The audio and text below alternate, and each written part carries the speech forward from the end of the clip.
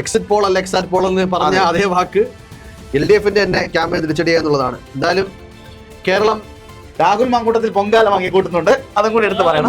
Rahul മാങ്കൂട്ടത്തിന്റെ post ഞാൻ നേരത്തെ പറഞ്ഞ അതേ പോസ്റ്റ് രാഹുൽ മാങ്കൂട്ടത്തിൽ നല്ല രീതിയിൽ പൊങ്കാല വാങ്ങിക്കൂട്ടുന്നുണ്ട്, അതുകൂടി എടുത്തു പറയേണ്ട സാഹചര്യമാണ്. കാരണം ഈ സമയത്ത് ഈ വന്ന പോസ്റ്റ് വലിയ രീതിയിൽ ചർച്ചയാവുന്നുണ്ട്. ചാനലടക്കം കാലിറക്കി തുടങ്ങിയിട്ടുണ്ട്. വീട്ടിൽ പോയി ചോദിക്കാൻ പറഞ്ഞവരോട് വീട്ടിൽ പോയിരിക്കാൻ പറഞ്ഞു ജനങ്ങളെന്നാണ് രാഹുൽ മാങ്കൂട്ടത്തിൽ പറഞ്ഞിരിക്കുന്നത്. പോമോനെ വിജയ എന്നല്ല, ഇറങ്ങിപ്പോ വിജയ എന്നാണ് ജനങ്ങൾ പറഞ്ഞിരിക്കുന്നത്. ഒരുപക്ഷെ അത് യാഥാർത്ഥ്യമാവുന്നു പറയും. അതെ, ഒരുപക്ഷെ അത് യാഥാർത്ഥ്യമാവുന്നു കൂടി പറയേണ്ടി വരും. ഇവിടെ ഇതാ പിണറായി വിജയൻ അടക്കം പിന്നീ പോകുന്ന സാഹചര്യം ഉണ്ടാവുന്നു. കോൺഗ്രസിലെ പല നേതാക്കളും മുന്നിൽ നിൽക്കുമ്പോൾ CPM-ന്റെ പ്രമുഖരായ മന്ത്രിമാരടക്കം 14 മന്ത്രിമാരടക്കം പിന്നീ പോകുന്നു. ഉന്നത നേതാക്കന്മാരടക്കം പിന്നീ പോകുന്നു. യാതൊരു മാറ്റമില്ല, വലിയ വ്യത്യാസമില്ലാതെ നിർത്തിക്കൊണ്ട് പോകുന്ന പിന്നിലേക്ക് പോകാതെ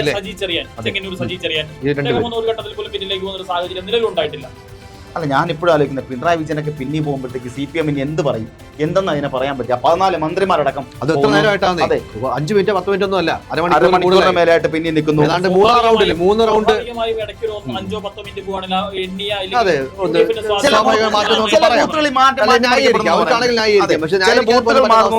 പറയാൻ പറ്റുമായിരിക്കും. ഇതിനകത്ത് എന്താ പറയുക, ക്യാപ്റ്റന്റെ കാലറിയെന്നല്ലേ പറയാൻ പറ്റുള്ളൂ. കാലറിയെന്നല്ല, മുട്ടിടിച്ച് വീണെന്ന് പറയേണ്ടി വരും.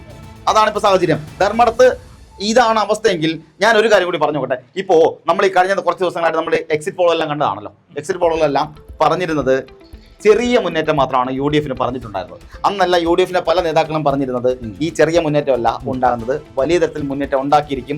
ഇത് പറയുന്നത് UDF ആണ്, ടീം UDF ആണ് പറയുന്നത്. ഇവർ പലതവണ ആവർത്തിച്ച് പറഞ്ഞപ്പോഴും ചാനൽ ചർച്ചകൾ വരെ നമ്മളെല്ലാം കണ്ടതാണ്. ഒരുപക്ഷെ ചാനൽ ഫോളോ ചെയ്യുന്നതുകൊണ്ട് CPM അനുകൂലമായ നിലപാടെടുക്കുന്ന നിരവധി ആങ്കർമാർ ഉണ്ടാകുന്ന സാഹചര്യം ഉണ്ടാകുന്നുണ്ട് ഇപ്പോൾ. അതുപോലെ UDF അനുകൂലം ഉണ്ടാകുമ്പോൾ അവർക്കെതിരെ വലിയ തിരിച്ചടി ഉണ്ടാകുന്ന, അവർക്ക് സൈബർ ആക്രമണം ഉണ്ടാകുന്ന സാഹചര്യം ഉണ്ടായപ്പോഴും അവരെല്ലാം പറഞ്ഞത്, ഒരു വിഭാഗം ആൾക്കാർ പറഞ്ഞു 90-ന് മേലെ സീറ്റ് UDF പിടിക്കുന്നത്. എന്നാൽ നിസ്സാര വോട്ടിന്, അതായത് 75 സീറ്റിൽ LDF എന്ന് പറഞ്ഞ ആൾക്കാർ ഇപ്പോൾ സത്യമാകുന്നു എന്ന് പറയേണ്ടി വരും. 90 സീറ്റൊക്കെ കുറച്ച് കൂടുതലല്ലേ എന്ന് അന്ന് കളിയാക്കിയിരുന്ന ആൾക്കാരൊക്കെ പല ന്യായീകരണത്തിലും 87 മാഞ്ഞു പോകുന്ന സാഹചര്യം ഉണ്ടാവുന്നുണ്ട്. മൂന്നാം റൗണ്ട് വോട്ടെണ്ണൽ ഏതാണ്ട് പൂർത്തിയാകുമ്പോഴും മുഖ്യമന്ത്രി പിണറായി വിജയൻ അദ്ദേഹത്തിന്റെ മണ്ഡലത്തിൽ പിന്നിൽ തന്നെ നിൽക്കുന്ന ഒരു അവസ്ഥയാണ്. UDF-ന്റെ സ്ഥാനാർത്ഥി അവിടെ വ്യക്തമായ ലീഡ് അദ്ദേഹം ഉയർത്തി കഴിഞ്ഞിരിക്കുന്നു. നിലവിൽ കേരളത്തിൽ ആകെയുള്ള ലീഡ് നില പരിശോധിക്കുകയാണെങ്കിൽ 87 മണ്ഡലങ്ങളിൽ UDF ലീഡ് ചെയ്യുമ്പോൾ 50 ഇടത്ത് മാത്രമാണ് LDF അവരുടെ ലീഡ് അതേ രീതിയിൽ കാത്തു സൂക്ഷിക്കുന്നത്. NDA-യുടെ ലീഡ് 4 എന്നതിൽ നിന്ന് ചുരുങ്ങി 3-ലേക്ക് എത്തിയിരിക്കുകയാണ്. 87, 50, 4 ഇതാണ് നിലവിലെ ഒരു സ്റ്റാറ്റസ് പരിശോധിച്ചാൽ. 14 മന്ത്രിമാരോളം കേരളത്തിൽ പിന്നിൽ പോകുന്ന അവസ്ഥ. LDF-ന്റെ 14 മന്ത്രിമാരോളം കേരളത്തിൽ ലീഡ് നിലയിൽ പിന്നിൽ തന്നെയാണ്. ക്യാപ്റ്റൻ അടക്കം പിന്നിലാണ്. 3-ാം റൗണ്ടിൽ പിണറായി വിജയൻ അടക്കം. പിണറായി വിജയൻ ഏകദേശം ഒരു 45 മിനിറ്റായി കാണും. അദ്ദേഹത്തിന്റെ ലീഡ് നില താഴെ തന്നെയാണ്. UDF-ന്റെ കാൻഡിഡേറ്റ് അവിടെ കൃത്യമായിട്ട് തന്നെ ലീഡ് നില ഉയർത്തിക്കൊണ്ട് വരികയും കൂടിയാണ്. ഇനി ഒരു രീതിയിലും ഇടത് ക്യാമ്പുകൾക്ക് ഈ ഒരു പരാജയത്തെ ഡിഫെൻഡ് ചെയ്യാൻ പോലും പറ്റാത്തൊരു സാഹചര്യത്തിലേക്ക് കാര്യങ്ങൾ, ചിത്രങ്ങൾ മാറുന്നു എന്നുള്ളതാണ്. TK ഗോവിന്ദൻ മുന്നിൽ 974 തൊട്ട് തളിപ്പറമ്പിൽ TK ഗോവിന്ദൻ മുന്നിൽ. അവിടെ നമ്മുടെ സംസ്ഥാന സെക്രട്ടറി ഗോവിന്ദന്റെ ഭാര്യ ശ്യാമളയാണ് അവിടെ മത്സരിക്കുന്നത്. അവിടെ CPM-ന്റെ സ്ഥാനത്ത് ശ്യാമളയാണ്. PK ശ്യാമള പിന്നീ പോകുന്ന സാഹചര്യം ഉണ്ടാവുന്നു. MP ഗോവിന്ദന്റെ ഭാര്യ PK ശ്യാമള പിന്നീ പോകുന്നു. അവിടെ TK ഗോവിന്ദൻ മുന്നിൽ വരുന്നു. മുഖ്യമന്ത്രി വരെ പിന്നിപ്പോയ സാഹചര്യത്തിൽ സംസ്ഥാന സെക്രട്ടറിയുടെ ഭാര്യ പിന്നിപ്പോയ അതൊക്കെ അപ്രസക്തം. അല്ല, സെക്രട്ടറി ആണോ മുഖ്യമന്ത്രിയാണോ വലുത് നോക്കുമ്പോൾ പാർട്ടിയിൽ സെക്രട്ടറി ആണ് വലുത്. അതെ, സെക്രട്ടറി ഭാര്യ പിന്നിലാണ്. എന്നാലും ക്യാപ്റ്റനും കപ്പലും ഒക്കെ കേരളത്തിൽ മുങ്ങുന്ന അവസ്ഥ. ആ ചുവന്ന കപ്പൽ ആടി ഉലയുകയല്ല, കേരളത്തിൽ മുങ്ങിത്താഴുകയാണെന്ന് പറയേണ്ടി വരും. പക്ഷേ സങ്കടകരമായ കാര്യമാണ് കേട്ടോ. ഇത് നമുക്ക് അങ്ങനെ പറഞ്ഞു പോകാൻ പറ്റുന്നൊരു കാര്യമല്ല. ഇടതുമുന്നണി, LDF അല്ലെങ്കിൽ കമ്മ്യൂണിസ്റ്റ് പ്രസ്ഥാനം ഇന്ത്യയിൽ നിന്ന് പോലും അപ്രത്യക്ഷമാകുന്ന ഭരണം ഇനി എങ്ങുമില്ലാത്ത അവസ്ഥയിലേക്ക് കൃത്യമായി കളത്തിലിറങ്ങാം. അവർക്ക് ആഘോഷം തുടങ്ങാം. അവർക്ക് ആഘോഷം തുടങ്ങി കഴിഞ്ഞിരിക്കുന്നു. പല സ്ഥലങ്ങളിലും പല മണ്ഡലങ്ങളിലും UDF ആഘോഷങ്ങൾ തുടങ്ങി കഴിഞ്ഞിരിക്കുകയാണ്. പടക്കപ്പൊട്ടിയിലൊക്കെ തുടങ്ങി. കോൺഗ്രസിന്റെ യുവ നേതാക്കളടക്കം മുന്നിലാണ്. നിരവധി യുവ നേതാക്കളടക്കം മുന്നിലാണ്. അതുപോലെ ഈ പറഞ്ഞ CPM വിട്ടു വന്ന തളിപ്പറമ്പിൽ ഗോവിന്ദൻ മുന്നിലാണ്. അതുപോലെ തന്നെ G സുധാകരൻ മുന്നിലാണ്. അങ്ങനെ നോക്കുമ്പോ ഈ വ്യക്തമായി അവർ, പക്ഷെ അപ്പോഴും കുഞ്ഞികൃഷ്ണനെ കാണാനില്ല കേട്ടോ. കുഞ്ഞികൃഷ്ണൻ ഇതുവരെ ഒരിടത്തും കണ്ടിട്ടില്ല. അതുകൂടി പറയേണ്ടിയിരിക്കുന്നു. കാരണം കുഞ്ഞികൃഷ്ണൻ പാർട്ടി ഫണ്ട് മുക്കി എന്ന് പറഞ്ഞുകൊണ്ട് വീണ്ടും കുറഞ്ഞിട്ടുണ്ടോ? NDA 2ലേക്ക് ചുരുങ്ങി. 3-ൽ നിന്ന് വീണ്ടും 2-ലേക്ക് NDA-യുടെ ലീഡ് നില കുറഞ്ഞിരിക്കുന്നു. പാലക്കാട് 4,000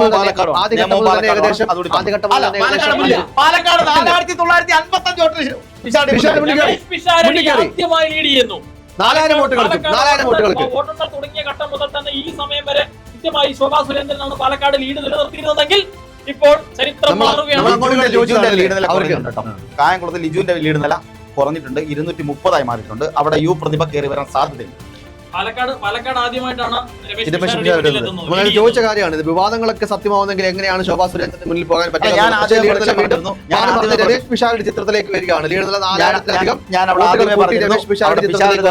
ഞാൻ പറഞ്ഞിരുന്നു, അപ്പോഴെന്നെ കോൺഗ്രസ്സാരനാക്കിയതാണെന്ന് ഓർമ്മ വേണം. നമുക്ക് നോക്കാം, കാത്തിരിക്കാം.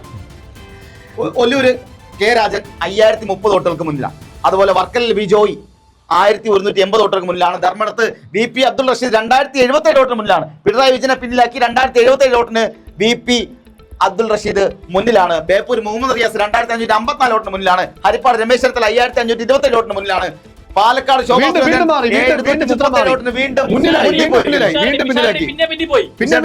പക്ഷെ ആലോചിക്കണം, 2000 വോട്ട് വന്നിട്ടാണ് നേരെ പിന്നിൽ പോയത്. അവിടെ ബൂത്തുകൾ എണ്ണ ഉണ്ട്. സിദ്ദിഖ് കൽപ്പറ്റയില് 9103 വോട്ടുകൾക്ക് മുന്നിലാണ്. താനൂര് PK നവാസ് ലീഗിന്റെ സ്ഥാനാർത്ഥി, ലീഗിന്റെ യുവ സ്ഥാനാർത്ഥി മുന്നിലാണ്. ശോഭാ സുരേന്ദ്രന് പാലക്കാട് വേണ്ട ലീഡ് നില ഉയർത്ത സാധ്യത ഉണ്ടാകുന്നു. താനൂർ PK നവാസ്, അതുപോലെ തന്നെ മണലൂര് C രവീന്ദ്രൻ LDF സ്ഥാനാർത്ഥി മുന്നിലാണ്. കുന്നമംഗലത്ത് UDF സ്ഥാനാർത്ഥി മുന്നിലാണ്. നെടുമങ്ങാട് GR അനിൽ LDF സ്ഥാനാർത്ഥി മുന്നിലാണ്. വണ്ടൂര് AP അനിൽകുമാർ 7005 വോട്ടുകൾക്ക് മുന്നിലാണ്. അങ്ങനെ ഓരോ മണ്ഡലത്തിലും ധർമ്മടം ഇനി പറയാനില്ല. 2000 വോട്ടുകൾക്ക് മുന്നിലാണ്. 2077 വോട്ടുകൾക്ക് ഇപ്പോഴും VP അബ്ദുൾ റഷീദ് മുന്നിൽ തന്നെ, മാറ്റമില്ലാതെ. ഏതെങ്കിലും ഒരു ഘട്ടത്തിൽ ധർമ്മടത്തിൽ തന്നെ സംഭവിക്കും. ധർമ്മടത്ത് സുഖമായി LDF തിരിച്ചു വരാൻ പറ്റില്ല. ഉറപ്പായിട്ട് വരാൻ പറ്റും. ഉറപ്പായിട്ട് ഞാൻ ഇപ്പോഴും പ്രതീക്ഷിക്കുന്നുണ്ട് ധർമ്മടത്ത് പിണറായി വിജയനെ ജയിക്കും.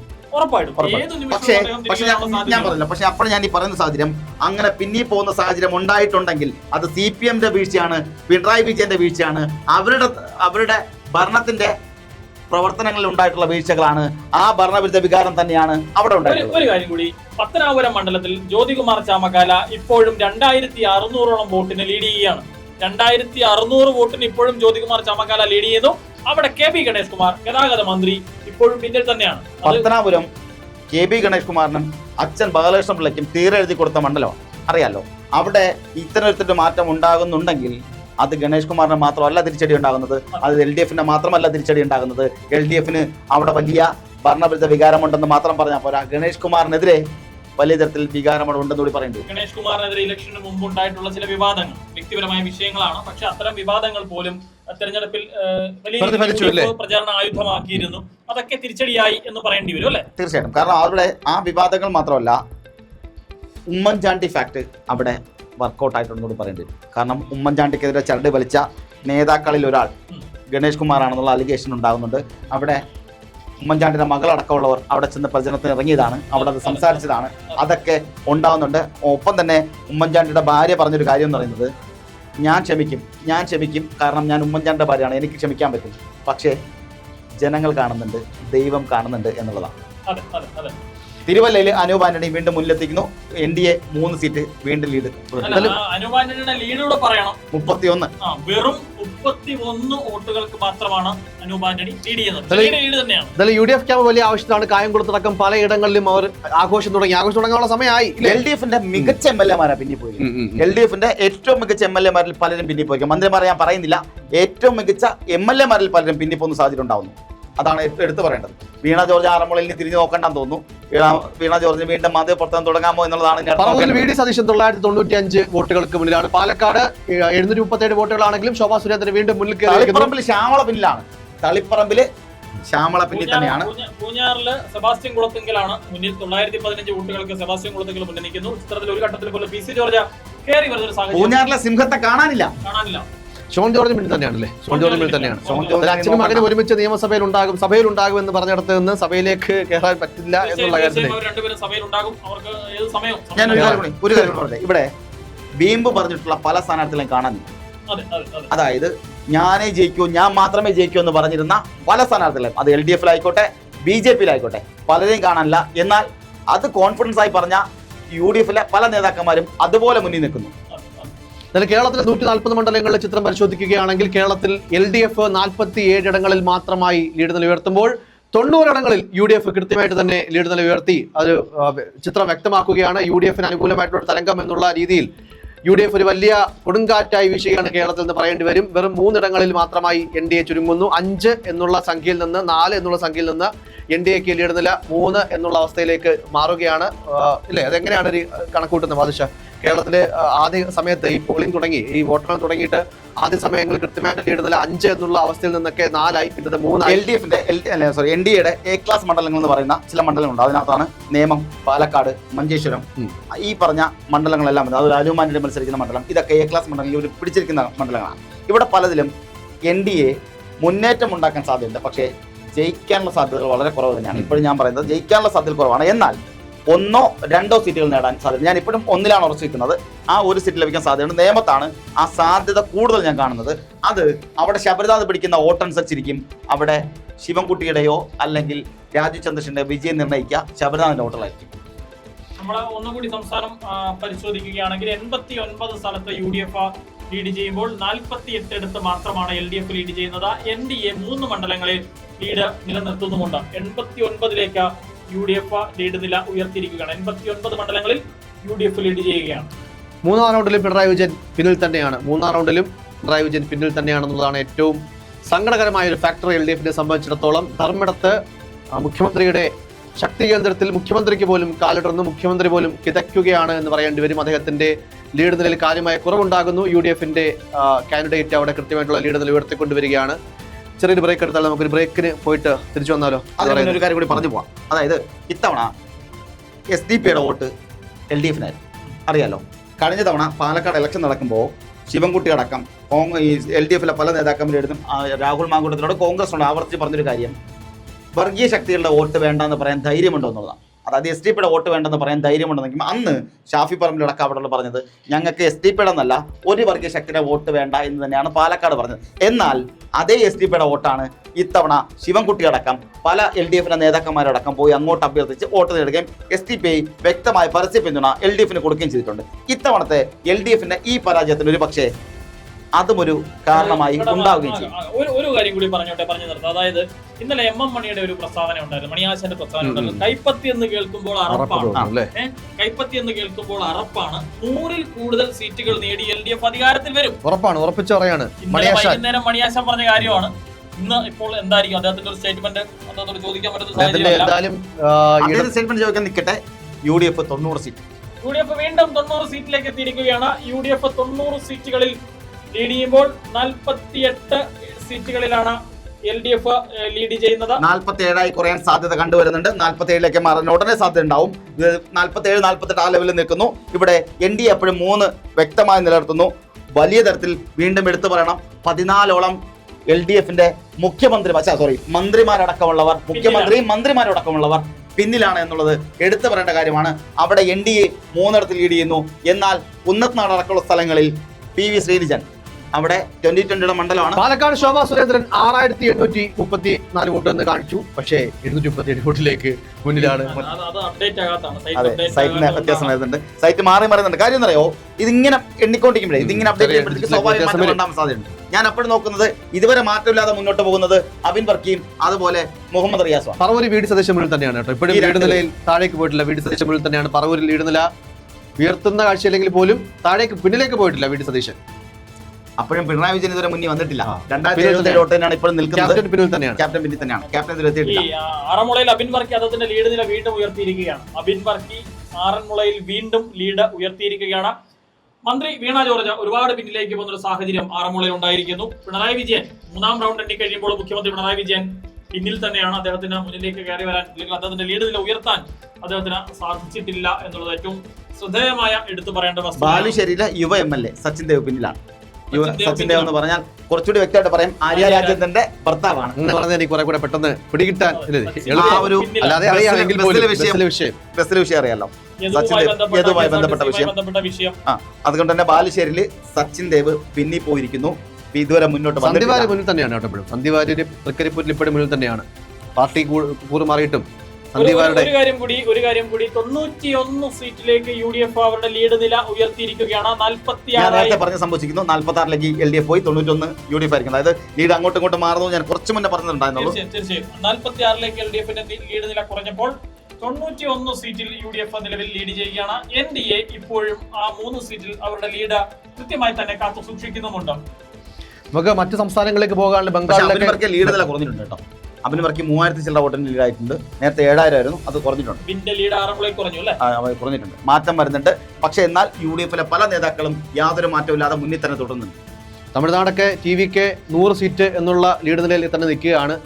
DMK ഇവിടെ 53 എന്നുള്ള അവസ്ഥയിൽ മൂന്നാം നിലവിലെ മന്ത്രിസഭയിലെ മൊത്തത്തിൽ കുറഞ്ഞ് നേരെ പിന്നോട്ട് പോയി എന്ന് മാത്രമല്ല 3ാം സ്ഥാനത്തേക്ക് പിന്തള്ളപ്പെട്ടെന്ന് പറയേണ്ടി വരും. ബംഗാളിലടക്കം NDAയുടെ വലിയ തേരോട്ടമാണ്. 100 എന്നുള്ള സംഖ്യയൊക്കെ കഴിഞ്ഞിട്ട് പറയാനുള്ളത് ഏറ്റുമാനൂർ നിയോജക മണ്ഡലത്തിൽ മന്ത്രി VN വാസവന്റെ മണ്ഡലത്തിൽ 9400ലേക്ക് UDFന്റെ സ്ഥാനാർത്ഥി നാട്ടകം സുരേഷ് അദ്ദേഹത്തിന്റെ ലീഡ് ഉയർത്തിയിരിക്കുകയാണ്. വാസവൻ പിന്നെ പോയി. 9400 വോട്ടിന് UDFന്റെ സ്ഥാനാർത്ഥി നാട്ടകം സുരേഷ് അവിടെ ലീഡ് ചെയ്യാണ്. വളരെ പ്രധാനപ്പെട്ട ഒരു കാര്യം തന്നെയാണ്. അവിടെ VN വാസവനെ ജയിക്കത്തുള്ളൂ. കനലൊരു തരിയെങ്കിലും ഉണ്ട് എന്ന് പറയുന്ന സ്ഥലങ്ങളിൽ പോലും ഇല്ലേ, ഒന്ന് പ്രതിരോധിക്കാൻ പോലും ഇല്ലാത്ത അവസ്ഥയിലേക്ക് കേരളത്തിൽ. ഈ സമയത്ത് ഞാൻ പ്രതീക്ഷിക്കുന്ന ഒരു പോസ്റ്റ് കൂടി പറയട്ടെ. CPMന്റെ വക തോറ്റത് ഞങ്ങളല്ല, നിങ്ങളാണ്, ജനങ്ങളാണ് അല്ലേ? അതെ, ഇതിൽ പറഞ്ഞ കണക്ക് നമ്മൾ അർഹിക്കുന്നില്ല, നിങ്ങൾ ഞങ്ങളെ അർഹിക്കുന്നില്ല എന്നൊക്കെ പറയുന്ന അവസ്ഥയിലേക്ക് വെറുത്തുപോയി ജനങ്ങളെ, ഞങ്ങൾ വെറുത്തുപോയി. വേണ്ട. 92 സീറ്റുകളിലേക്ക് UDF വീണ്ടും അവസ്ഥ മെച്ചപ്പെടുത്തുകയാണ്. 91, 90 എന്നുള്ള അവസ്ഥയിലേക്ക് താഴെ പോയിട്ടുണ്ടെങ്കിൽ പോലും 92 സീറ്റുകളിൽ UDF കൃത്യമായിട്ടുള്ള ആധിപത്യം ഉറപ്പിക്കുന്നു. 45 ഇടങ്ങളിൽ മാത്രം LDF കേരളത്തിൽ ലീഡ് നില ഉയർത്തുമ്പോൾ 92, അതായത് പകുതിയിലേറെ സീറ്റുകളിൽ കൃത്യമായ ആധിപത്യം, കൃത്യമായ വ്യത്യാസം ലീഡ് നിലയിൽ വരുത്തിയിരിക്കുകയാണ്. പലയിടങ്ങളിലും UDF ക്യാമ്പ് വൻ ആവേശത്തിലാണ്. കായംകുളത്തടക്കം വലിയ രീതിയിലുള്ള ആഹ്ലാദ പ്രകടനങ്ങൾ, പടക്കം പൊട്ടിക്കൽ, ലഡു വിതരണം, പായസ വിതരണം ഒക്കെ എന്തായാലും തുടങ്ങിക്കഴിഞ്ഞു. UDF ക്യാമ്പ് വലിയ ആവേശത്തിലാണ്. ഇനിയിപ്പോൾ അവർക്ക് സന്തോഷിക്കാനും ആവേശത്തിലാവാനും ഒക്കെയുള്ള അവസരമായി. ഇനിയിപ്പം ഷുഗർ ഷോട്ടായി കാര്യങ്ങൾ. എന്തായാലും CPM വാങ്ങിച്ചുവെച്ചിരിക്കുന്ന പടക്കങ്ങൾ കുറഞ്ഞ വിലയ്ക്ക് കോൺഗ്രസിന് വിൽക്കാം, അല്ലെങ്കിൽ വേറെ ആർക്കെങ്കിലും ഉപയോഗിക്കേണ്ടി വരുന്നില്ല. ദീപാവലി കഴിഞ്ഞോണ്ടേ ഇനിയിപ്പോ അതൊന്നുമില്ല. തൃശ്ശൂർ പൂരത്തിന്റെ പടക്കം പൊട്ടിപ്പ് ഇല്ലാത്തതുകൊണ്ട് അത് നടക്കില്ല. എന്തായാലും മറച്ചു വിൽക്കാനേ സാധ്യതയുള്ളൂ, വേറെ വഴിയൊന്നുമില്ല. കയ്യിലെ പൈസ പോയി കൊടുക്കാൻ. ലഡു ഇവിടെ BJP ഓറഞ്ച് ലഡു 2000 ബുക്ക് ചെയ്തത്. അതൊക്കെ ചുവപ്പ് ലഡു അവിടെ ബുക്ക് ചെയ്തതാണല്ലോ. ചുവപ്പ് ലഡു പച്ച ലഡു ഇപ്പുറത്തുണ്ട്. പച്ച ചുവപ്പ് ലഡുകളുടെ മയമാണ്. ഇനിയിപ്പോ പായസവപ്പിന്റെ പൂരമാണ് കാണാൻ പോകുന്നത്. നമുക്ക് സ്റ്റുഡിയോ ഒന്ന് പുറത്തിറങ്ങി നിന്നാൽ നമുക്ക് പായസവപ്പ് കാണാൻ പറ്റും. അതാണ് ഏറ്റവും വലിയ കാര്യം. 7479 വോട്ടിന് അബിൻ വർക്കി മുന്നിലാണ്. ആറന്മുളയിൽ അബിൻ വർക്കിയുടെ ലീഡ് ഒരു ഘട്ടത്തിൽ ഒരു അല്പം താഴേക്ക് പോയിരുന്നു. വീണ്ടും വീണ ജോർജിനെ വലിയ രീതിയിൽ പിന്നിലാക്കിക്കൊണ്ട് അബിൻ വർക്കി അദ്ദേഹത്തിന്റെ ലീഡ് നില ഉയർത്തിയിരിക്കുകയാണ്. 7490ലേക്ക് അബിൻ വർക്കിയുടെ lead. Peravoor KPCC president Sunny Joseph പിന്നിലും KK ശൈലജ മുന്നിലുമാണ്. അവിടെ വലിയ രീതിയിൽ ചങ്ങനാശ്ശേരിയിൽ LDFന്റെ സ്ഥാനാർത്ഥി ജോബ് മൈക്കിൾ ലീഡ് ചെയ്യുന്നു. സ്വന്തം മണ്ഡലമല്ല, അയൽപക്കത്തെ നാടാണ്. ഇതുവരെ അവിടെ UDFന്റെ സ്ഥാനാർത്ഥി വിനു ജോബാണ് ലീഡ് ചെയ്തിരുന്നെങ്കിൽ ഇപ്പോൾ LDFന്റെ അവിടുത്തെ രാഷ്ട്രീയ സാഹചര്യം എങ്ങനെയാണ്? അവിടുത്തെ രാഷ്ട്രീയ സാഹചര്യം UDFന്റെ മണ്ഡലമാണ്. UDFന്റെ മണ്ഡലമായിരുന്നു. കഴിഞ്ഞ തവണയാണ് അവിടെ ജോബ് മൈക്കിൾ ജയിക്കുകയും LDF മണ്ഡലം പിടിച്ചെടുക്കുകയൊക്കെ ചെയ്യുന്നത്. അത് ഈ പറയുന്ന കേരള കോൺഗ്രസ് LDFിലേക്ക് പോയതിന്റെ ഭാഗമായിട്ടാണ്. പക്ഷേ ഒരുപാട് കാര്യങ്ങൾ ഈ പറയുന്ന ജോബ് മൈക്കിൾ അവിടെ ചെയ്തിട്ടില്ല എന്ന് പറയാൻ പറ്റില്ല. ഒരുപാട് വികസന പ്രവർത്തനങ്ങൾ ചങ്ങനാശ്ശേരിയെ സംബന്ധിച്ച് ചെയ്തിട്ടുള്ള MLA ആണ് ജോബ് മൈക്കിൾ. അദ്ദേഹം പിന്നിൽ പോകുന്ന ഒരു കാഴ്ചയാണ് ആദ്യഘട്ടത്തിൽ കണ്ടതെങ്കിൽ ഇപ്പോൾ അദ്ദേഹം ഏതാണ്ട് 1000-ലധികം വോട്ടുകളുടെ ലീഡിലേക്ക് തിരികെ എത്തിയിരിക്കുന്നു. മാറ്റമുണ്ട്, മാറി മറിയുന്നുണ്ട്. അതുപോലെ തന്നെ ജയശങ്കറിന്റെ മണ്ഡലത്തിൽ അവിടെ എങ്ങനെയാണ്? അവിടുത്തെ രാഷ്ട്രീയ സാഹചര്യം എങ്ങനെയാണ്? അവിടെയും ഇടതുമുന്നണിക്ക് വളരെ ആക്റ്റീവായിട്ടുള്ളൊരു കാര്യം കൂടി. ഈ കാഞ്ഞിരപ്പള്ളി മണ്ഡലം എന്റെ സ്വന്തം മണ്ഡലമാണ്, എന്റെ വീട്ടിലിരിക്കുന്ന മണ്ഡലമാണ്. അവിടെ സിറ്റിംഗ് MLA എന്ന് പറയുന്നത് LDFന്റെ N ജയരാജാണ്. നമ്മുടെ ചീഫ് വിപ്പാണ് അവിടുത്തെ MLA ആയിരുന്നത്. അദ്ദേഹം പിന്നിൽ പോയിരിക്കുന്നു. UDFന്റെ റോണി കെ ബേബി അവിടെ മുന്നിലായിരിക്കുകയാണ്. കേരളത്തിൽ വളരെ ശക്തമായിട്ടുള്ള തേരോട്ടം UDF കാഴ്ചവെക്കുകയാണ്. 93 ഇടങ്ങളിൽ UDF കൃത്യമായിട്ട് ആധിപത്യം ഉറപ്പിക്കുകയാണ്. ലീഡ് നില വർദ്ധിപ്പിച്ചിരിക്കുകയാണ്. 44 ഇടങ്ങളിൽ മാത്രം LDFന് ലീഡ് നില ഉയർത്താൻ കഴിഞ്ഞിട്ടുള്ളൂ. NDA 3 ഇടങ്ങളിൽ മാത്രമേ ചുരുങ്ങിയിരിക്കുന്നു. 100 തന്നെയാണ് TVK 100, 81, 53 അങ്ങനെ 100, 81 ADMK, DMK 53. അവിടെ സംഭവിക്കുന്നത് കേവല ഭൂരിപക്ഷം ആർക്കില്ല. വിജയ മുഖ്യമന്ത്രിയായിട്ട് വരുന്ന അവസ്ഥയിൽ പുതുച്ചേരിയിൽ അവിടെ TVK 3 സീറ്റ് നേടിയിട്ടുണ്ട്. NDA ആണ് പുതുച്ചേരിയിൽ 1ാം സ്ഥാനത്ത്. ഇന്ത്യ മുന്നണി 9 സീറ്റ് അവിടെ TVK അലയൻസ് ഉണ്ടാക്കാൻ സാധ്യതയുണ്ട്. ഇന്ത്യ മുന്നണിയായിട്ട് എന്തായാലും അവിടെ ഇടതു മുന്നണിക്ക് ഈ പറഞ്ഞ പോലെ തന്നെ ഒരു നേരത്തേക്ക് ഒരു ഗ്രൗണ്ട് രീതിയിൽ സ്ഥാനത്തുള്ള ആരൊക്കെയാന്ന് പറഞ്ഞില്ല. അതാരൊക്കെയായിരുന്നു? അവിടുത്തെ രാഷ്ട്രീയ സാഹചര്യം എങ്ങനെയായിരുന്നു? ഇടത് മുന്നണിക്ക് അനുകൂലമായിട്ട് സാഹചര്യമാണ്. പക്ഷേ ഇത്തവണ എങ്ങനെ ആയിരിക്കുമെന്ന് പ്രവചനങ്ങൾക്ക് അതീതമാണ് എന്ന് പറയേണ്ടി വരും. പ്രത്യേകിച്ച് കൊല്ലം മണ്ഡലത്തിൽ കുണ്ട്രയിലൊക്കെ ഈ പറഞ്ഞ പോലെ തന്നെ നമ്മൾ നേരത്തെ കണ്ട പോലെ കെ എൻ ബാലഗോപാലാണ് മുന്നിൽ നിൽക്കുന്നത്. ഒരു കാര്യം കൂടി UDF ലീഡ് നില 93 സീറ്റിലേക്ക് ഉയർത്തിയിരിക്കുകയാണ്. വീണ്ടും ഉയർന്നുകൊണ്ടേയിരിക്കുന്നു. വീണ്ടും 93 സീറ്റിലേക്ക് UDFന്റെ ലീഡ് നില ഉയർന്നിരിക്കുന്നു. 44 സീറ്റിലേക്ക് LDFന്റെ ലീഡ് നില കുറഞ്ഞിരിക്കുകയാണ്. 44 സീറ്റിൽ മാത്രമാണ് LDF ലീഡ് ചെയ്യുന്നത്. നമ്മൾ ഇലക്ഷൻ അപ്ഡേറ്റ് പോകുന്നതിന് മുന്നേ രാഹുൽ എന്നോട് ചോദിച്ചൊരു കാര്യം ഉണ്ടായിരുന്നു, എന്ത് തോന്നുന്നു ആര് ജയിക്കുന്നുള്ളത്. അപ്പോഴും ഞാൻ പറഞ്ഞൊരു കാര്യമുണ്ട്, നോർമൽ ആണെങ്കിൽ, അതായത് സാധാരണഗതിയിലാണെങ്കിൽ UDF 75 മുതൽ 85 സീറ്റ് വരെ അധികാരത്തിൽ വരുമെന്നും, എന്നാൽ തരംഗം ഉണ്ടെങ്കിൽ അത് 100 അടുപ്പിച്ച് പോകാൻ സാധ്യതയുണ്ടെന്ന് ഞാൻ ആദ്യമേ പറഞ്ഞിരുന്നു. അത് അതിലേക്ക് എത്തിയിരിക്കുന്നു. പാലക്കാട് രമേശ് പിഷാരടി കയറിയിട്ടുണ്ട്. 1427 വോട്ടിന് പാലക്കാട് രമേശ് പിഷാരടി മുന്നിൽ. ശോഭാ സുരേന്ദ്രനെ പിന്നിലാക്കിക്കൊണ്ട് രമേശ് പിഷാരടി പാലക്കാട് ലീഡ് ചെയ്യുന്നു. ഞാൻ എപ്പോഴും പറഞ്ഞ പോലെ തന്നെ അവിടെ മാറ്റം വരുന്നുണ്ട്, മാറിക്കൊണ്ടിരിക്കുന്നുണ്ട്. NDAയുടെ ലീഡ് നില 2 കുറഞ്ഞിട്ടുണ്ട്. ഇപ്പം കോഴിക്കോടും നേമത്തുമാണ് ഇപ്പം നിലവിൽ സാഹചര്യമുള്ളത്. അവിടെയാണ് ഇപ്പം നിലവിൽ NDA ലീഡ് ചെയ്യുന്നത്. മറ്റു സംസ്ഥാനങ്ങളിൽ പരിശോധിക്കുകയാണെങ്കിൽ TVK ഇല്ലേ 100 എന്നുള്ള സംഖ്യയിലേക്ക് ലീഡ് ഉയർത്തിയിരിക്കും. ആർക്കോടെ കേവല ഭൂരിപക്ഷം ഇല്ലെന്ന് പറയും. DMK 3-ാം സ്ഥാനത്തേക്ക് പോയിരിക്കുന്നു. DMK 53 എന്നുള്ള ലീഡിലേക്ക് പോയിരിക്കുന്നു. AIDMK 81 ഇടങ്ങളിൽ ലീഡ് ചെയ്യുന്നു എന്നുള്ളതാണ്. അവിടുത്തെ നേതാക്കളെ കൂടി പറയാവേ. അവിടുത്തെ DMKക്ക് വേണ്ടിയിട്ട് MK സ്റ്റാലിനാണ് നിലവിലെ സിറ്റിംഗ് മുഖ്യമന്ത്രിയാണ്. അവിടെ ADMKക്ക് വരുമ്പോഴത്തേക്ക് എടപ്പാടി പളനിസ്വാമി എന്ന് പറയും, അദ്ദേഹമായിരുന്നു. അവിടെ ജയലളിതയ്ക്ക് ശേഷം എടപ്പാടി പളനിസ്വാമി ആയിരുന്നു വരുന്നത്. അവിടെ TVK തമിഴക വെട്ടിക്കഴകം അവിടെ വരുമ്പോൾ ആദ്യമായി തെരഞ്ഞെടുപ്പ് ഗോതയിലേക്ക് എത്തുമ്പോൾ ഞാനാണ് എല്ലാ മണ്ഡലത്തിലും മത്സരിക്കുന്നത്. ആലോചിക്കണം, അവിടുത്തെ എല്ലാ മണ്ഡലങ്ങളിലും വിജയാണ് മത്സരിക്കുന്നത്, വിജയ് മാത്രമാണ് മത്സരിക്കുന്നത്. അവിടെ നിങ്ങൾ എനിക്ക് വോട്ട് ചെയ്യണം എന്ന് പറഞ്ഞ് ആദ്യമായി രാഷ്ട്രീയത്തിന്റെ ബാലപാഠം പോലും അറിയാത്ത നായകൻ വന്ന് മത്സരിക്കുമ്പോ തമിഴ്നാട് ഇരു കൈ നീട്ടി സ്വീകരിച്ചു പറയേണ്ടി വന്നു. പക്ഷെ അപ്പോഴും എനിക്ക് അവിടുത്തെ ഒരു ഡൗട്ടുള്ള സംശയമുള്ളത്, രാഷ്ട്രീയം അറിയാത്ത ഒരാള് എങ്ങനെ ഭരിക്കാൻ പറ്റും ചോദിക്കുമ്പോ അവിടുത്തെ ഒരു ഭാഗം പറയുന്നത് MGR അറിഞ്ഞൂടായിരുന്നല്ലോ, ചരിത്രങ്ങൾ മാറ്റിമറിക്കപ്പെട്ട സ്ഥലമാണ്. MGR അറിയില്ലായിരുന്നല്ലോ, MGR നന്നായിട്ട് ഭരിച്ചില്ലേ. അപ്പോ വിജയ്ക്ക് ഒരു ചാൻസ് കൊടുത്തു നോക്കാം, എങ്ങനെ ഉണ്ടെന്ന് നോക്കാം. ഇതാണ് അവിടുത്തെ ജനങ്ങൾ പറയുന്നത്. കേരളത്തെ ചിത്രം പരിശോധിക്കുകയാണെങ്കിൽ പിണറായി 4ാമത്തെ റൗണ്ടിലും പിന്നിലാണ്. 4ാം റൗണ്ടിൽ പിന്നിൽ പോയി. 4ാമത്തെ റൗണ്ട് വോട്ടെണ്ണൽ ഏതാണ്ട് പൂർത്തിയാകുമ്പോഴും മുഖ്യമന്ത്രി പിണറായി വിജയൻ അദ്ദേഹത്തിന്റെ മണ്ഡലത്തിൽ പിന്നിൽ തന്നെ നിൽക്കുന്ന ഒരു കാഴ്ചയാണ്. മുന്നിലേക്ക് അദ്ദേഹത്തിന് കടന്നു വരാൻ അല്ലെങ്കിൽ അദ്ദേഹത്തിന്റെ ലീഡ് നില ഉയർത്താൻ ഇങ്ങനൊരു അവസ്ഥ ഒരിക്കലും പ്രതീക്ഷിച്ചില്ല. പല മന്ത്രിമാരും തോറ്റുപോകുന്ന പോലും അറിയാമായിരുന്നുവെങ്കിലും മുഖ്യമന്ത്രി ഈ ഒരു അവസ്ഥയിലേക്ക് പോകും, അല്ലെങ്കിൽ അദ്ദേഹം തോക്കുമെന്നൊന്നും ഇപ്പോഴും നമ്മൾ പറയുന്നില്ല കേട്ടോ. അദ്ദേഹം ഇത്രത്തോളം സമയം പിന്നിൽ പോകുമെന്നൊന്നും നമ്മൾ ഒരിക്കലും പ്രതീക്ഷിച്ചില്ല. CPM അവരുടെ വീഴ്ച ഇനിയെങ്കിലും മനസ്സിലാക്കി മുന്നോട്ട് പോയില്ല എന്നുണ്ടെങ്കിൽ അവർക്ക് വലിയ തകർച്ച ഉണ്ടാവും. നമ്മുടെ പാർലമെന്റ് ഇലക്ഷൻ നടന്നപ്പോൾ മുതൽ പറയുന്നതാണ് CPM-ന് വീഴ്ചയുണ്ട്, CPM-ന്റെ ഭാഗത്ത് ഭരണ തകർച്ച ഉണ്ടാകുന്നുണ്ട്, CPM-ന്റെ ഭാഗത്ത് നിന്ന് ഭരണ വികാരം ഉണ്ടാകുന്നുണ്ട്, അത് ഇനിയെങ്കിലും തിരുത്തിയില്ല എന്നുണ്ടെങ്കിൽ അത് ബുദ്ധിമുട്ടാകുമെന്ന് അന്നും പറഞ്ഞപ്പോ അന്ന് CPM നേതാക്കളെല്ലാം പറഞ്ഞത് അങ്ങനെ ഒരു വിഷയമേ ഇല്ല, ഇത് പാർലമെന്റ് അല്ലേ, അത് അങ്ങനെ പോകുന്നതാണ്. തദ്ദേശ തെരഞ്ഞെടുപ്പ് വന്നപ്പോഴും ഇതേ സാഹചര്യം ഉണ്ടായി, ഇതേ സാഹചര്യം പറഞ്ഞതാണ്. അപ്പോഴും പറഞ്ഞത് അത് സ്വാഭാവിക മാറ്റമാണ്, ഒരു ഭരണവിരുദ്ധ വികാരവും ഇല്ല എന്നുള്ളതാണ്. ഇനിയെങ്കിലും CPM മനസ്സിലാക്കിയില്ല എന്നുണ്ടെങ്കിൽ അത് വലിയ തകർച്ചയിലേക്ക് പോകുന്നു. കേരളത്തിലെ LDF-നെ സംബന്ധിച്ചിടത്തോളം ഏറ്റവും പ്രധാനപ്പെട്ട പ്രശ്നം എന്ന് വെച്ച് കഴിഞ്ഞാൽ അഴിമതി ആരോപണങ്ങളോ അല്ലെങ്കിൽ അത്തരത്തിലുള്ള പ്രശ്നങ്ങളോ വിവാദങ്ങളോ ഉയരുമ്പോൾ ഈ അണികളോട് സംസാരിക്കുന്ന രീതിയിലാണ് പൊതുജനങ്ങളെ മാധ്യമങ്ങളെ കാണുന്നത്. നിങ്ങൾ നോക്കേണ്ട കാര്യമില്ല, അത് പാർട്ടി പ്രസംഗങ്ങളിലൊക്കെ പറയുന്ന അതേ ശൈലി, പാർട്ടി പ്രസംഗങ്ങളിലൊക്കെ അല്ലെങ്കിൽ ഡിഫെൻഡ് ചെയ്ത് നിൽക്കുന്ന പോലെ അല്ലെങ്കിൽ പറഞ്ഞ ആവേശത്തിലാക്കുന്ന പ്രസംഗങ്ങൾ പോലെ നിങ്ങളത് നോക്കേണ്ട ആവശ്യമില്ല, ഞങ്ങൾ ഇങ്ങനെ തന്നെയാണ്, ഞങ്ങളുടെ ശൈലി ഞങ്ങൾ മാറ്റത്തില്ല, ഞങ്ങളെ ജനങ്ങൾക്കറിയാം എന്നൊക്കെ പറയുമ്പോൾ കൃത്യമായിട്ട് പ്രശ്നങ്ങളിൽ ഉണ്ടാകുന്ന അല്ലെങ്കിൽ അഴിമതികളിൽ ഉണ്ടാകുന്ന അവരുടെ സൈഡ് പറയാൻ പോലും തയ്യാറാകാതെ പ്രസ് മീറ്റിങ്ങുകളിൽ പോലും വളരെ കൃത്യമായിട്ട് വിമർശനങ്ങൾ ഉയർത്തിക്കൊണ്ട് അവർ സ്ഥിരമായി പറഞ്ഞ രീതി എന്താണോ, ഞങ്ങൾ അണികളോട് പറഞ്ഞോളാം, ഞങ്ങളുടെ പ്രവർത്തകരോട് പറഞ്ഞോളാം, അല്ലെങ്കിൽ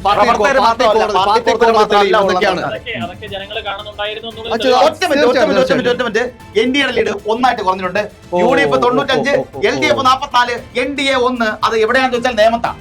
ആദ്യമായിട്ടാണ് NDA ഒരു സീറ്റിലേക്ക് ചുരുങ്ങുന്നത്. ഞാൻ പറഞ്ഞത് ശരിയായി വരുന്നു, എന്റെ പ്രൊഡിക്ഷൻ ഇതാണ്, ശരിയായി വരുന്നു. 1 ഒതുങ്ങി നിൽക്കുന്ന സാഹചര്യമുണ്ട്, അത് നേമത്താണ്. നേമത്തെ രാഷ്ട്രീയ സാഹചര്യം അങ്ങനെ ആയതുകൊണ്ടാണ് പറഞ്ഞത്. ബാക്കിയുള്ള ഏത് സ്ഥലം എടുത്താലും നേമത്തെ രാഷ്ട്രീയ സാഹചര്യം താമര വിരിഞ്ഞാലും അധികം താമരകൾ വിരിയില്ല എന്ന് പറയേണ്ടി വരും. നേമത്ത് ഒരു കാര്യം കൂടി UDF 95 എന്ന നിലയിലേക്ക് അവരുടെ സീറ്റ് നില അല്ലെങ്കിൽ ലീഡ് നില ഉയർത്തിയിരിക്കുകയാണ്.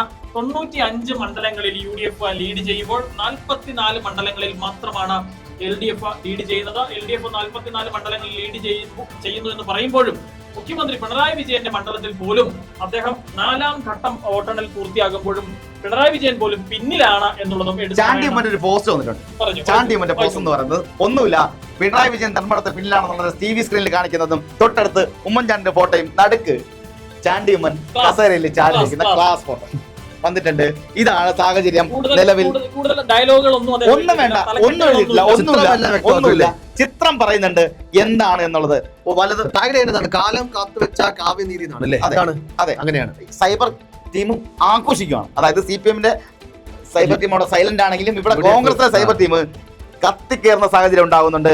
ഇതൊരു പക്ഷേ ഒരാളും ചിന്തിക്കാത്ത, ഒരാളും വിചാരിക്കാത്ത സാഹചര്യത്തിലേക്ക് കേരളത്തിലെ രാഷ്ട്രീയ സാഹചര്യം മാറി മറിയുന്നു. LDF തകർന്നു പോകുന്ന സാഹചര്യം ഉണ്ടാകുന്നു. LDF-ന് ഇനിയൊരു തിരിച്ചുവരവ് ഉണ്ടാകുമോ എന്നുള്ളതാണ് ഇനി ചോദിക്കേണ്ടത്. തീർച്ചയായും ആ ഒരു അവസ്ഥയിലേക്ക് കാര്യങ്ങൾ എത്തുകയാണ്. അതായത് 95 സീറ്റുകളിൽ ഇപ്പോഴും UDF അവരുടെ ലീഡ് നില അതേ രീതിയിൽ തന്നെ കാത്തു സൂക്ഷിക്കുന്നു. 95 മണ്ഡലങ്ങളിൽ UDF ലീഡ് ചെയ്യുമ്പോൾ 44 ഇടത്ത് മാത്രമാണ് LDF ലീഡ് ചെയ്യുന്നത്. ഒരൊറ്റ മണ്ഡലത്തിൽ മാത്രമാണ് നിലവിൽ NDA അവരുടെ ലീഡ് നിലനിർത്തുന്നത്. അത് നിയമത്താണ്.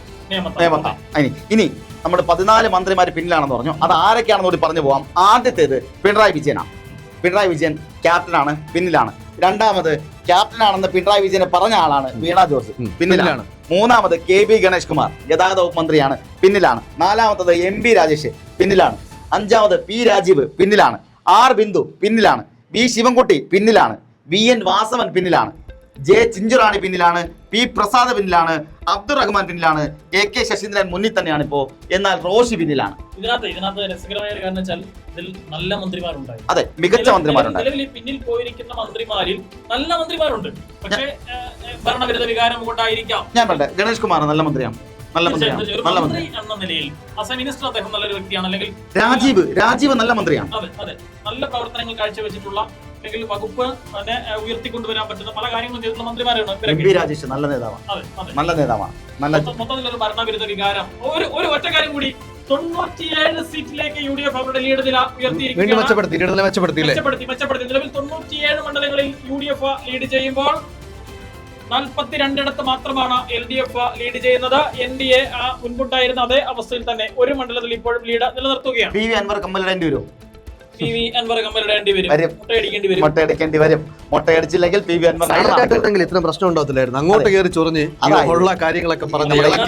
പല ആളുകൾക്ക് പറ്റിയത് ആവശ്യമില്ലാതെ ഡയലോഗ് അടിക്കാൻ. അതാണ് ഞാൻ നേരത്തെ പറഞ്ഞത്. വീമ്പിളക്കിയ പലരും പോയിട്ടുണ്ട്. ഒരാളല്ല, വീമ്പ് പറഞ്ഞിട്ടുള്ള ഏത് നേതാക്കളെടുത്തോ എല്ലാവരും, PC ജോർജ്, PV അൻവർ, അങ്ങനെ തുടങ്ങി ഇങ്ങോട്ട് വീണ ജോർജ് അടക്കമുള്ള പലരും ഇതാ പിന്നീ പോയ ചരിത്രം ഉണ്ടാവുന്നു. തൃപ്പൂണിത്തറയില് ചക്ക സ്ഥാനാർത്ഥി, അതെ തൃപ്പൂണിത്തറ പോലെ ചക്ക ചിഹ്നത്തിൽ നിന്ന് മത്സരിച്ച അഞ്ജലി നായരെ കാണാനേ ഇല്ല.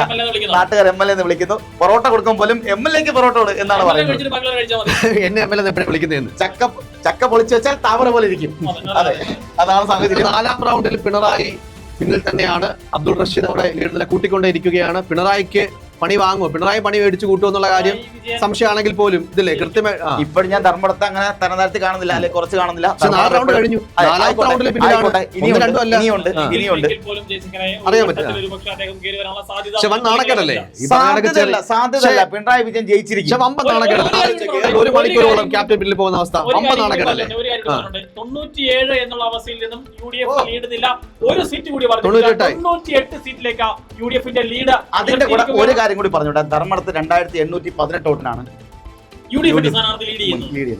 UDF-ന്റെ സ്ഥാനാർത്ഥി ധർമ്മടത്ത് 2800-ലധികം വോട്ടുകൾക്ക് ലീഡ് ചെയ്യുന്നു. നാലാമത്തെ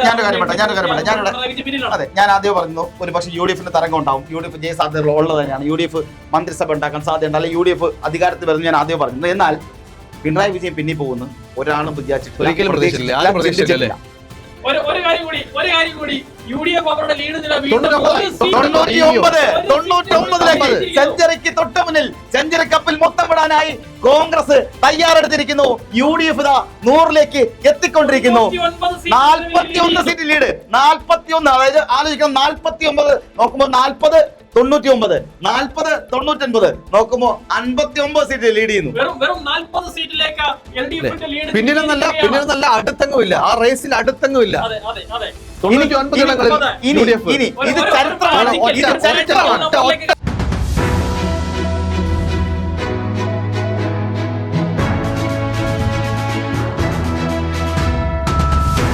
Janahidam 2026 powered by Medline Academy and Clutch Saran classes for nurses and Achayans Gold.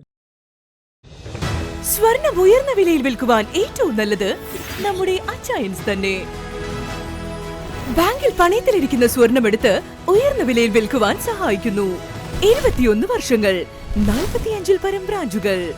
Achayans gold, Kottayam, Ernakulam, Idukki, Alappuzha, Pathanamthitta. നിങ്ങളുടെ സ്വപ്നം USA, കാനഡ, ഓസ്ട്രേലിയ രജിസ്റ്റേർഡ് നഴ്സാകാനാണോ? NCLEX RN എക്സാം വിജയിക്കാൻ നിങ്ങൾക്ക് വേണ്ട അറിവുകളും സപ്പോർട്ടും വേൾഡിലെ തന്നെ നമ്പർ 1 ആയ മെഡ്ലൈൻ അക്കാഡമി നിങ്ങൾക്ക് നൽകുന്നു. മിസ്റ്റർ ഐൻസ്റ്റീൻ ഡെന്നിസിന്റെയും മിസസ് ടിൻസി മാത്യുവിന്റെയും പരിചയ സമ്പത്ത് നിങ്ങളെ സഹായിക്കുന്നു. മെഡ്ലൈൻ അക്കാഡമിക്കൊപ്പം നിങ്ങളുടെ നഴ്സിംഗ് കരിയർ ഭദ്രമാക്കാം.